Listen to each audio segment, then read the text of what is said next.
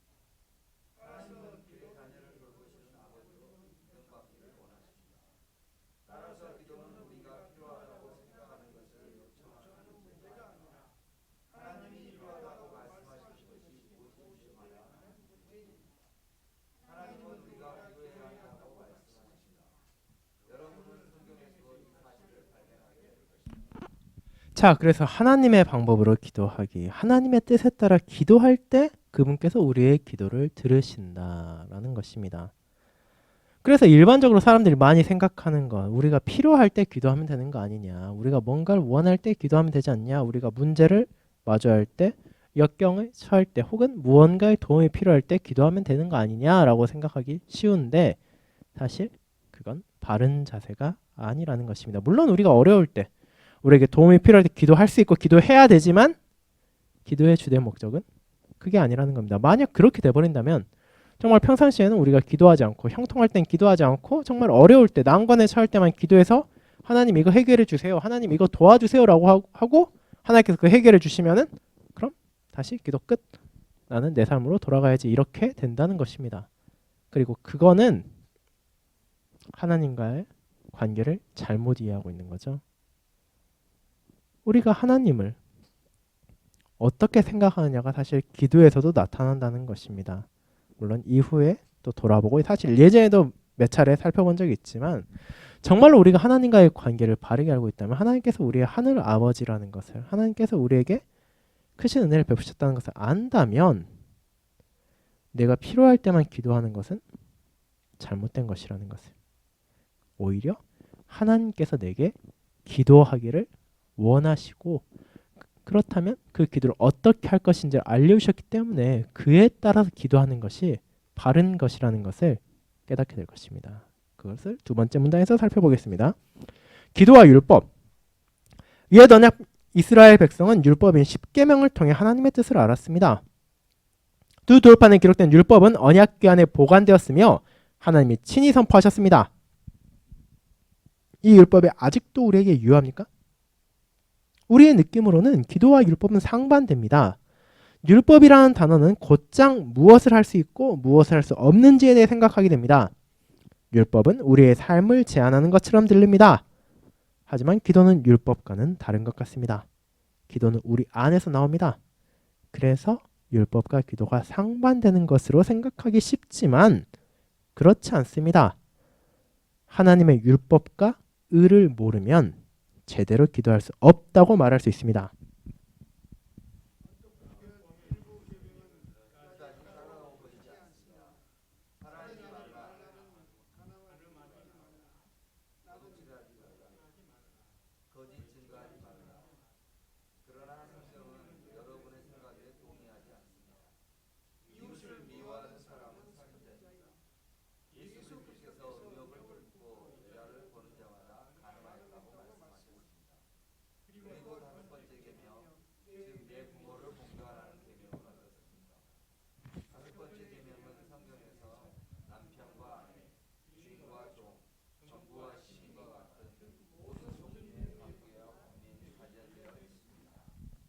하지만 율법에 관해서는 자신들이 별로 나쁜 짓을 하지 않는다고 생각하는 사람이 많습니다.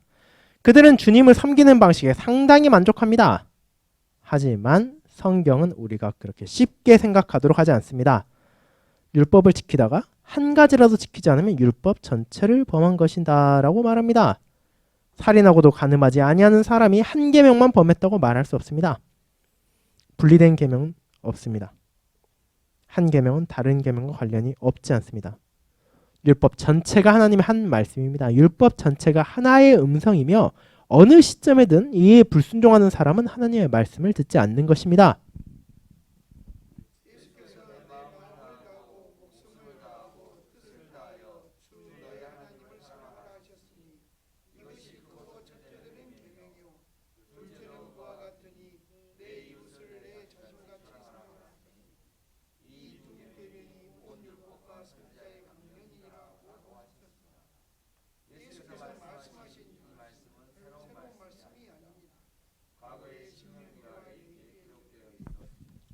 자, 그러니까 이제 기도와 율법에 대해서 한번 관계를 생각하라는 것입니다.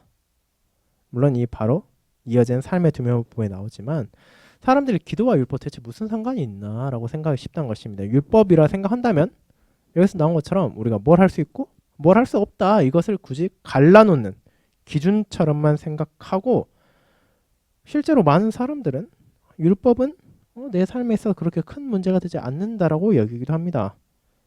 살인하지 말라, 간음하지 말라, 도둑질하지 말라, 거짓 증거하지 말라, 이것들을 표면적으로만 보면 사실 우리가 지키는데 큰 어려움이 없다 여길 수 있습니다.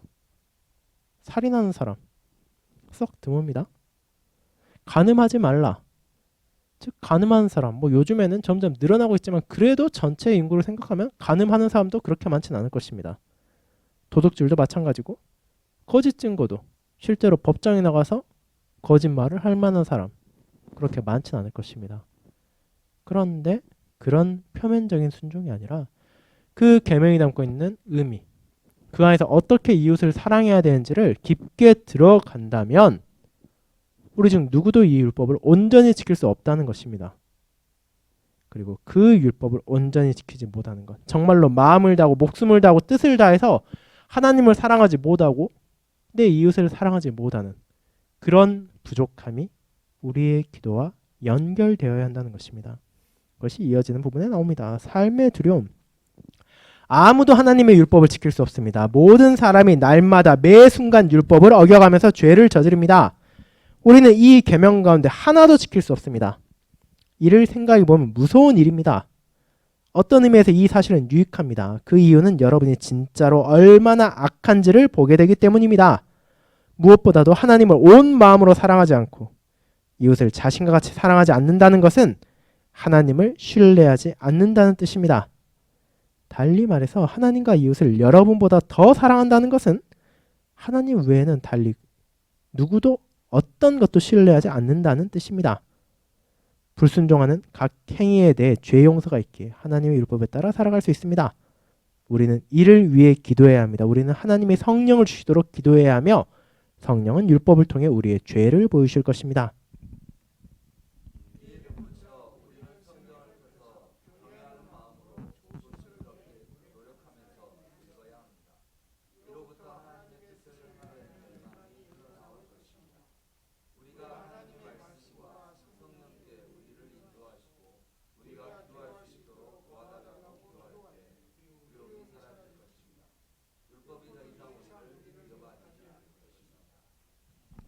자, 그래서 우리가 율법을 온전히 저질 수 없다는 것, 그리고 정말 우리 자신이 연약하고 악하다는 것, 우리 스스로 그 율법을 온전히 순종할 수 없다는 것, 그것이 바로 우리가 기도로 나아가야 되는 이유 중에 하나라는 것입니다. 실제로 교리문답도 그래서 44주일과 45주일을 그렇게 연결하고 있습니다.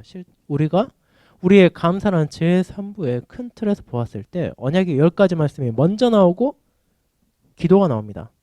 그리고 그것이 어떻게 연결되냐? 언약의 10가지 말씀의 마지막 부분이 제115문답의 둘째 부분에서 이렇게 말합니다. 이 생애가 끝난 후 우리가 완성의 목표점에 도달할 그때까지 성령의 은혜를 얻기 위해 하나님께 기도하면서 하나님의 형상을 본받아 점점 더 새롭게 되기 위한 애씀을 결코 멈추지 않게 하기 위해서라고 말입니다. 그리고 이어지는 것이 기도가 왜 그리스도인에게 필요하냐는 116문답입니다. 우리 자신이 하나님의 뜻을 받았음에도 불구하고 그 율법을 온전히 지키지 못하기에 우리는 기도를 멈출 수밖에 없고 멈출 수 없고 또 그 기도를 통해 하나님의 은혜를 계속해서 구해야 한다는 것입니다. 하나님의 능력. 종종 우리는 걱정으로 가득 차게 됩니다. 우리 어려움에는 끝이 없는 것 같지만 걱정할 필요가 없습니다. 사실 우리는 걱정하지 않아도 됩니다. 걱정하는 것은 하나님을 믿지 않는 일입니다. 걱정은 결코 적절한 대응이 아닙니다. 전쟁이 있을 때나 질병에 걸리거나 실직할 때나 교회가 대단히 작게 보이고 세상이 대단히 크게 보일 때도 마찬가지입니다. 그러나 예수님의 제자들은 자주 걱정했습니다. 이럴 때 예수께서 어떻게 하셨습니까? 하나님의 능력을 가리키셨습니다. 예수께서 제자들에게 믿음이 작은 자들아 라고 부르신 것은 그들이 하나님을 너무 작게 생각하기 때문입니다. 우리는 하나님에 대해 충분히 크게 생각할 수 없지만 너무 자주 너무 작게 생각합니다. 하나님이 모든 것을 주실 수 있을까라고 걱정합니다. 하나님은 하실 수 있고 주실 수 있습니다. 그 이유는 하나님은 거짓말하실 수 없는 분이기 때문입니다. 하나님은 강압적인 분이 아니시고 오히려 전능하신 분이십니다. 하나님은 약속하신 것을 이루실 능력 있는 전능한 분이십니다. 시편 33편과 121편에서 이 점을 분명하게 읽을 수 있습니다.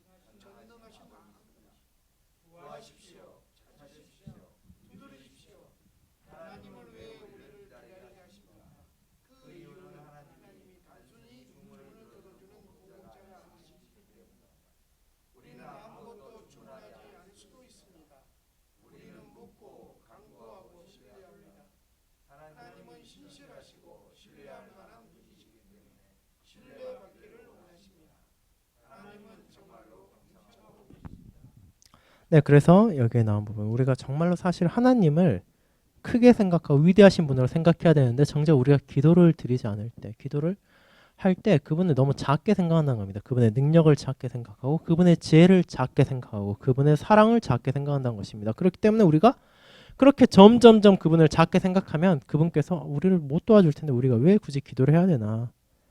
우리가 기도해봐야 그분께서 들어줄 능력도 없고 들어주시지 않을 건데 이건 괜히 서로를 번거롭게 하는 것 아닌가.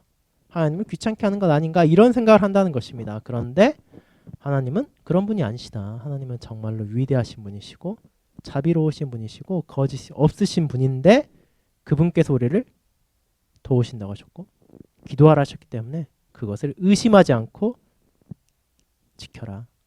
하나님께 기도하며 나아가라고 말하는 것입니다. 하나님의 약속, 기도를 잘하려면 하나님의 약속을 알아야 합니다. 그러하기 우리는 성경을 알아야 합니다. 성경 전체가 기쁜 소식 복음입니다. 성경 전체에서 하나님은 자신을 약속하십니다. 하나님은 신자와 신자의 자녀의 하나님이 되기를 원하십니다. 하나님은 자신을 주십니다. 하나님은 성령도 주십니다.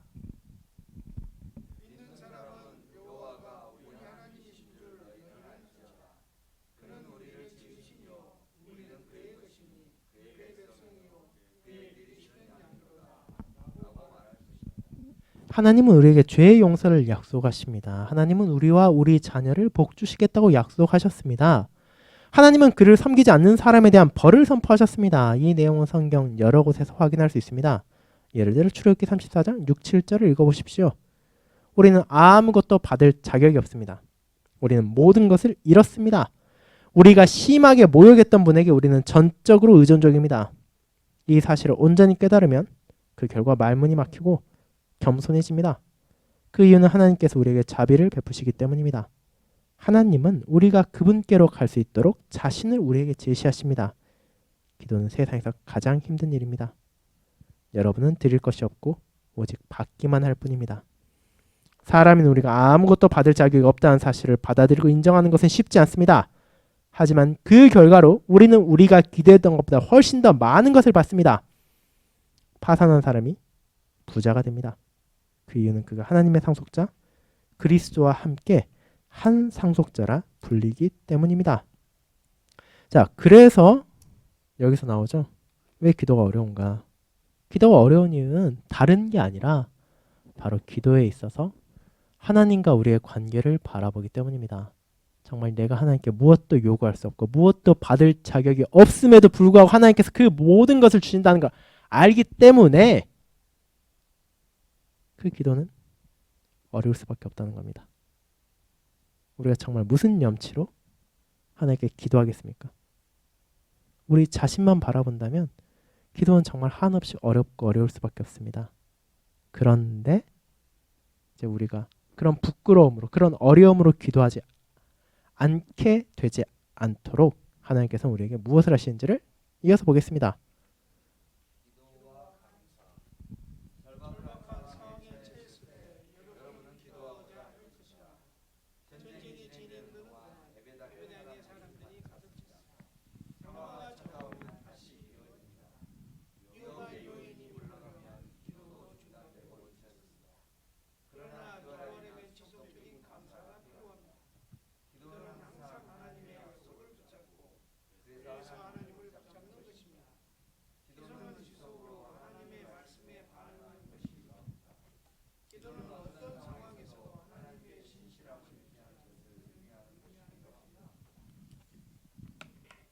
기도는 우리의 일상적인 필요를 위한 것일 뿐만 아니라 날마다 감사도 요구하는 것입니다. 특히 바울은 이에 관해 썼는데 그가 쓴 말씀을 읽어볼 충분한 가치가 있습니다. 그는 하나님께 감사하지 않고는 결단코 기도하지 않았습니다. 그는 결단코 기도하지 않고는 하나님께 감사하지 않습니다. 우리가 궁핍할 때 감사하지 않고 기도한다면 우리에게 뭔가 문제가 있는 것입니다. 문제는 기도와 감사입니다. 자, 여기까지 해서 이제 기도를 어렵다라는 부분을 보았는데 여러분이 4장 3강을 보신 분이 있을 수 있지만 4장 3강은 기도에 대해서 이제 기도는 쉽다라는 제목을 가지고 있습니다. 그러면 이렇게 어려워 보이는 기도, 정말 우리가 하기 힘들어 보이는 기도, 어떻게 우리가 또 기도를 또 쉽게 할 수 있는가, 또 기쁘게 할 수 있는가, 그 부분이 이어서 나온다는 것을 또 생각해 보도록 하겠습니다. 그리고 이제 이 3장 3강에 나온 이제 전쟁에 대한 부분, 이 전쟁에 대한 부분 여기 있을 수 있는 이유는 실제로 이 네덜란드 개혁교회 같은 경우에는 이게 처음 쓰여진 건 네덜란드 개혁교회고 그게 나중에 호주나 캐나다에서 점점 이제 개정이 되고 보강이 됐는데 처음 쓰인 네덜란드 개혁교회 사람들 중에는 실제로 2차 세계대전을 겪은 사람들이 있기 때문에 실제로 그랬다는 거죠. 전쟁이 지속될 때는 오히려 사람들이 어떻게 교회 올까 싶었는데 더 교회에 나와서 열심히 기도하고 하나님의 은혜를 구하지만 평화가 찾아올 때는 오히려 교회가 비어가는, 어떻게 보면 이런 모순적인 상황을 바라보게 되었다. 그런데 그건 사실 기도의 바른 자세가 아니다라는 것을 여기에서 알려주고 있는 것입니다. 자, 그럼 오늘 여기까지 하고 이제 다음 수요일에는 3장의 1, 2, 3강의 질문들을 다 함께 나누어 보는 시간 가지도록 하겠습니다. 질문들을 먼저 풀어와 주시기 바랍니다. 그럼 다 함께 기도드리고 오늘 수요 모임 마치겠습니다. 다 함께 주기도문 드리도록 하겠습니다. 하늘에 계신 우리 아버지여, 이름이 거룩히 여김을 받으시오며 나라가 임하옵시며 뜻이 하늘에서 이룬 것 같이 땅에서도 이루어지이다. 오늘날 우리에게 일용할 양식을 주옵시고 우리가 우리에게 죄 지은 자를 사하여 준 것 같이 우리 죄를 사하여 주옵시고 우리를 시험에 들게 하지 마옵시고 다만 악에서 구하옵소서. 대개 나라와 권세와 영광이 아버지께 영원히 있사옵나이다. 아멘. 네, 감사합니다. 또 다음 수요일에 수요 모임 이어서 하도록 하겠습니다.